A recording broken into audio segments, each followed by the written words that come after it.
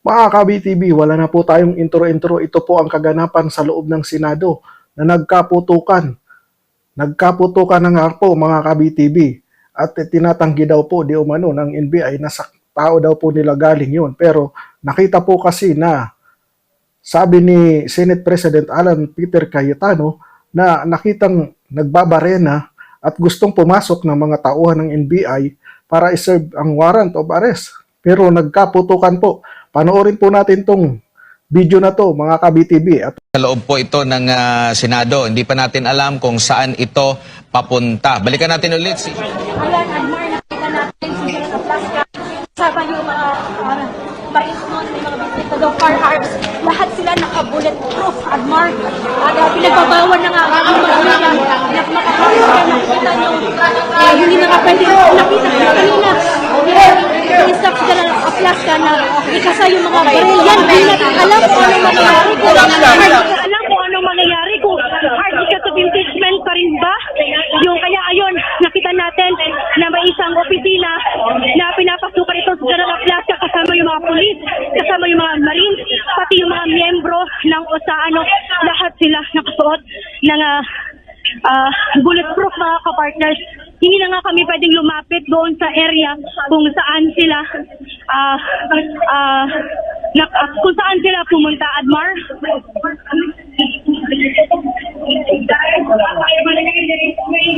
Sinaramdam namin ang Ayun, nakakarinig tayo ng puto. Wait lang. Nakakarinig tayo ng mga puto. Ayan, hindi.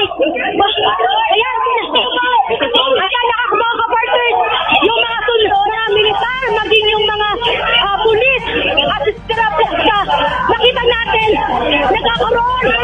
Puta, wait lang, aray, kuya. Ayan, nakikita natin, nagkakaroon naman, nagkakaputukan naman ito sa loob ng Senado, mga kapartners, no? MC Admar.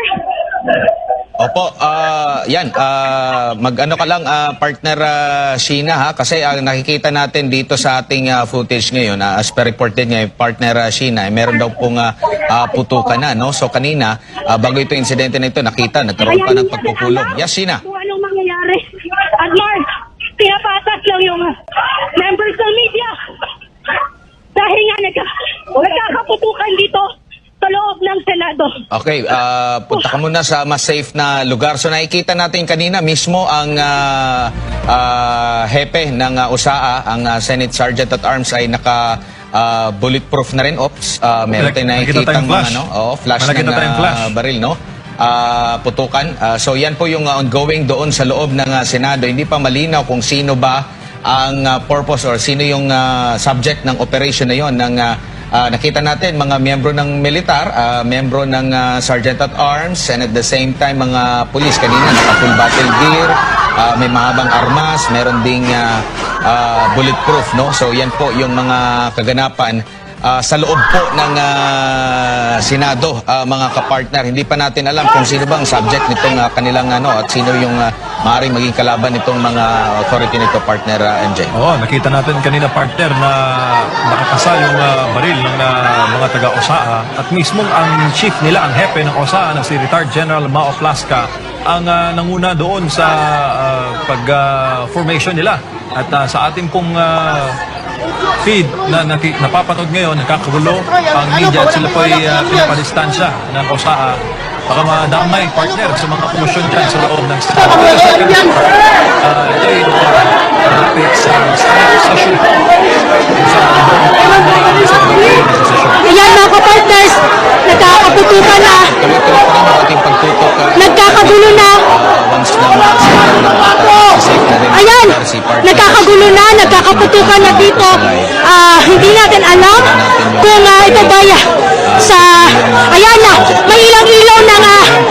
Naka-off dito mga... Pinapatabi lang po, pinalalagay Ayan, sa at mas bar safe na ngayon, lugar. hindi na pwedeng pa... Bisan mo!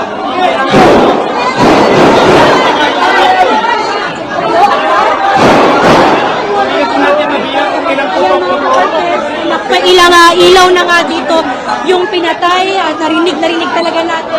Sunod na putok ng barilo. Hindi natin sino yung kainkwentro ng mga Marines, ng taga-USA at maging yung mga pulis doon na deploy dito sa loob ng MJ.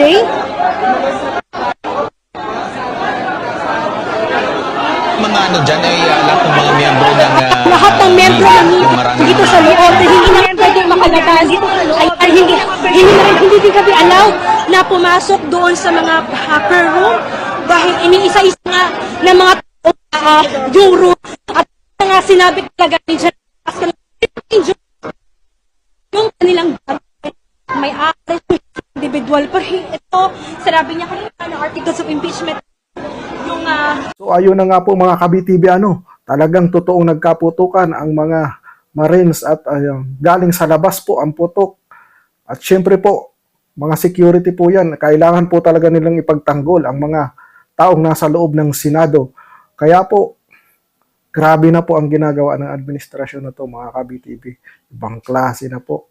Talagang gusto nilang hawakan lahat at gusto nilang madala sa dahig itong si Senador Bato. Grabe na po. Sana naman, wag namang ganyan.